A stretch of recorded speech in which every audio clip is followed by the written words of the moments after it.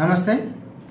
ఈరోజు దక్షిణ ఒడిశా మరియు దాని పరిసర ప్రాంతాల్లో ఒక ఉపరితల ఆవర్తనం సగటు సముద్ర మట్టం నుండి 5.8 కిలోమీటర్ల ఎత్తు వరకు విస్తరించి ఎత్తుకు వెళ్ళేదే కొలది ఆగ్నేయంగా వంగి ఉంది. దీని ఫలితంగా ఈరోజు ఉన్నటువంటి వాతావరణ సూచనలు మరియు హెచ్చరికలు గమనించినట్లయితే కోస్తాంధ్రప్రదేశ్ మరియు రాయలసీమలో తేలికపడిన ఒక మోస్తారు వర్షాలు అనేక చోట్ల కురవడానికి అవకాశం ఉంది.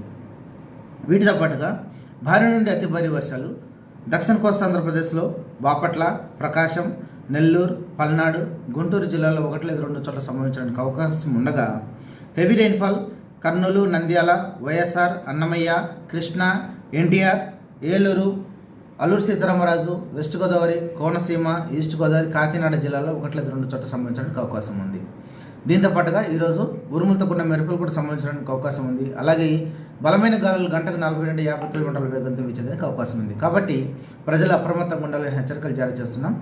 ఎప్పటికప్పుడు ఈ వాతావరణ హెచ్చరికలు నివేదిక కోసం mosam.imd.gov.in వెబ్సైట్ను మీరు ఫాలో కండి. అలాగే భారత వాతావరణ శాఖ హెచ్చరికలు జారీ చేస్తున్నటువంటి ఈ హెచ్చరికలు మీరు ఫాలో అవ్వాలని హెచ్చరికలు జారీ చేస్తున్నాం. అదేవిధంగా లోతట్టు ప్రాంతవాసులు తగిన జాగ్రత్తలు తీసుకోవాలి.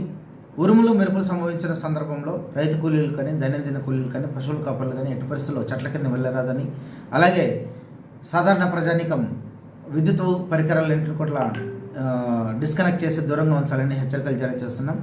ఏదైనా పాడుపడ్డటువంటి బిల్డింగ్లు ఏవైనా ఉంటే పడిపోవడానికి అవకాశం ఉంది. కాబట్టి వీటన్నిటిపైన దృష్టిలో ఉంచుకొని, అలాగే ట్రాఫిక్ అంతరాయం ఏర్పడడానికి కూడా అవకాశం ఉంది. నీరు నిలబడి ఎక్కడైనా ట్రాఫిక్ అంతరాయం ఏర్పడితే ప్రజలు ఇబ్బందులకు ఎదురయ్యే అవకాశం ఉంది. కాబట్టి మేము మీ ప్రయాణాలని ఈ హెచ్చరికలను దృష్టిలో ఉంచుకొని ప్లాన్ చేసుకోవాల్సిందిగా హెచ్చరికలు జారీ చేస్తున్నాం. నమస్తే.